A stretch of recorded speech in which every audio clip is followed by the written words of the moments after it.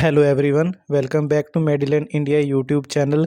क्या आपको भी ऐसा ही लगता है कि अगर किसी पेशेंट का बीपी 120 है या फिर 140 है या फिर 160 है तो उसको कंट्रोल करने के लिए सेम ही मेडिसिन दी जाती है? नहीं, ऐसा नहीं होता। अगर बीपी डिफरेंट डिफरेंट है तो उसको कंट्रोल करने के लिए डिफरेंट डिफरेंट मेडिसिन यूज़ की जाती हैं। तो आज की इस वीडियो में हम जानेंगे, अगर किसी पेशेंट का बीपी 120 है या फिर 140 है या फिर 160 है तो उसको कंट्रोल करने के लिए कौन कौन सी मेडिसिन्स यूज़ की जाती हैं। बीपी बढ़ने को बेसिकली हाइपरटेंशन बोला जाता है। बीपी क्या होता है? Blood pressure is the force exerted by circulated blood on the wall of arteries. हमारी बॉडी में जो ब्लड फ्लो होता है वो आर्टरीज और वेन के थ्रू होता है। तो जो आर्टरीज में ब्लड फ्लो हो रहा है, जब उस पर फोर्स अप्लाई होता है तो उसको बोला जाता है ब्लड प्रेशर। मीन्स जब प्रेशर अप्लाई होता है आर्टरीज में तो उसको बोला जाता है बीपी, जिसे हम ब्लड प्रेशर भी बोल देते हैं। अब हम बात करेंगे हाइपरटेंशन क्या होता है। Hypertension also known as high blood pressure, means hypertension को बोला जाता है high blood pressure. It is a common condition where the force of blood against the artery walls is become too high. Means जो blood flow हो रहा है arteries में, जब उनमें बहुत ही ज़्यादा फोर्स अप्लाई होना शुरू हो जाता है तो उसको बोला जाता है हाइपरटेंशन। ये बेसिकली 3 टाइप्स का होता है: माइल्ड हाइपरटेंशन, मॉडर्न हाइपरटेंशन और सीवियर हाइपरटेंशन। माइल्ड हाइपरटेंशन में क्या होता है कि जो ब्लड का फ्लो हो रहा है उसका जो प्रेशर एक्सर्ट होता है वो होता है 120 से लेके 140 तक और 80 से लेके 90 mm तक। मॉडरेट हाइपरटेंशन में क्या होता है, इसमें जो ब्लड का प्रेशर रहता है वो रहता है 140 से लेके 160 तक और 90 से लेके 100 तक।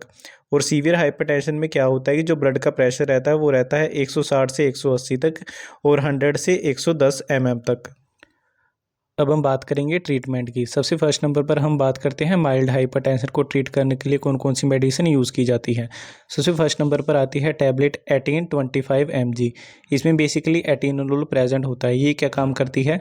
एटीनोलोल reduce blood pressure by blocking the effect of epinephrine on beta receptor in heart. Means जो हमारे हार्ट में बीटा रिसेप्टर्स होते हैं, ये उन पे जो एपिनेफ्रिन सब्सटेंस होता है, एक केमिकल सब्सटेंस है, उसको ब्लॉक कर देती है, जिसकी वजह से क्या होता है, this act to lead slow heart rate and reduce blood pressure. जिसकी वजह से क्या होता है, जो हमारी हार्ट रेट है वो डिक्रीज हो जाती है और ब्लड प्रेशर भी डिक्रीज हो जाता है। इसको लेना कैसे होता है? ओडी। इस टैबलेट को आपको दिन में 1 टाइम लेना होता है। सेकेंड नंबर पर आती है टैबलेट टिनिबा 20 mg। इसमें क्या होता है, इसमें बेसिकली टेलमिसार्टन प्रेजेंट होता है। ये क्या काम करती है? Telmisartan reduce blood pressure by blocking the action of angiotensin second. ये एक तरह का केमिकल सब्सटेंस होता है एंजियोटेंसिन सेकेंड, ये उसको ब्लॉक कर देती है। ये सब्सटेंस क्या काम करता है? A substance in body that cause blood vessel to tight. Means जो ये एंजियोटेंसिन सेकेंड होता है ये रिस्पॉन्सिबल होता है हमारी ब्लड वेसल को टाइट करने के लिए। तो ये क्या काम करती है टैबलेट? ये उसको ब्लॉक कर देती है, जिसकी वजह से क्या होता है, हार्ट रेट डिक्रीज हो जाती है। इसको यूज़ कैसे करना होता है? ओडी। इस टैबलेट को भी आपको दिन में 1 बार लेना होता है। अब हम बात करेंगे मॉडरेट हाइपरटेंशन को रिड्यूस करने के लिए कौन कौन सी मेडिसिन यूज़ की जाती हैं। फर्स्ट नंबर पर आपको पेशेंट को प्रिस्क्राइब करनी होती है एंटी हाइपरटेंसिव मेडिसिन। इसमें जो फर्स्ट नंबर पर टैबलेट आती है वो आती है टैबलेट 1850 mg। पीछे जो हमने बात की थी माइल्ड हाइपरटेंशन को रिड्यूस करने के लिए जो टैबलेट यूज़ कर रहे थे वो थी 1825 mg और ये है 1850 mg। इसमें भी एटीनोलोल प्रेजेंट होता है। इसका भी same he mechanism of action होता है जो 1825 mg का था। ये भी एपिनेफ्रिन को ब्लॉक कर देती है, जिसकी वजह से हार्ट रेट डिक्रीज हो जाती है। इसको यूज़ कैसे करना होता है? इसको भी ओडी मीन्स दिन में 1 बार आपको लेना होता है। सेकंड नंबर पर आप पेशेंट को प्रिस्क्राइब कर सकते हो टैबलेट टेल्मा 40 mg। पीछे जो टैबलेट थी माइल्ड हाइपरटेंशन के केस में वो थी टेल्मा 20 mg और यहाँ पर जो टैबलेट यूज़ की जा रही है वो यूज़ की जा रही है टेल्मा 40 mg। इसका भी सेम ही मैकेनिज्म वो एक्शन होता है। ये भी एंजियोटेंसिन सेकेंड को ब्लॉक कर देती है, जिसकी वजह से क्या होता है कि हमारी हार्ट रेट डिक्रीज हो जाती है। इसको भी आपको दिन में 1 टाइम लेना होता है। इन 2 मेडिसिन के अलावा पेशेंट को प्रिस्क्राइब कर सकते हो कैप्सूल डेपिन 10 mg। इसमें बेसिकली नेफिडेपिन प्रेजेंट होता है। ये क्या काम करता है?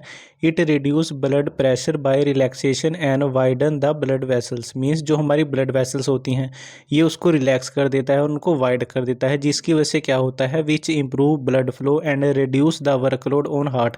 जिसकी वजह से क्या होता है कि जो हमारा ब्लड फ्लो होता है वो इम्प्रूव होता है और जो हार्ट पे वर्कलोड पड़ रहा है वो रिड्यूस हो जाता है। इसको लेना कैसे होता है? ओडी। इस कैप्सूल को आपको दिन में 1 टाइम लेना होता है। सेकंड नंबर पर आप पेशेंट को प्रिस्क्राइब कर सकते हो डायूरेटिक्स मेडिसिन। इसमें फर्स्ट नंबर पर टैबलेट आती है, टैबलेट हाइड्रोक्लोरथायाजाइड 12.5 mg। ये हाइड्रोक्लोरथायाजाइड क्या काम करती है? It lower blood pressure bye promoting the excretion of sodium and water through urine. Means ये क्या काम करती है? हमारी बॉडी में जो वाटर है और जो सोडियम है उसको यूरिन के थ्रू हमारी बॉडी से एक्सक्रीट आउट करने में हेल्प कर देती है, जिसकी वजह से क्या होता है, which reduce blood volume and help preventing complication associated with hypertension. जिसकी वजह से क्या होता है कि जो हमारे ब्लड का वॉल्यूम है वो डिक्रीज हो जाता है और जो हाइपरटेंशन है वो रिड्यूस हो जाती है। इसको लेना कैसे होता है? Take OD. इस टैबलेट को भी आपको दिन में 1 टाइम लेना होता है। अब हम बात करेंगे सीवियर हाइपरटेंशन को ट्रीट करने के लिए कौन सी मेडिसिन यूज़ की जाती है। आपको बेसिकली पेशेंट को इस कंडीशन में कम्बिनेशन देना पड़ता है 2 मेडिसिन का। तो फर्स्ट नंबर पर हमारे पास आती है टैबलेट एम्लोडिपिन और आइसोनोप्रिल। इसमें जो एम्लोडिपिन होता है ये क्या काम करता है?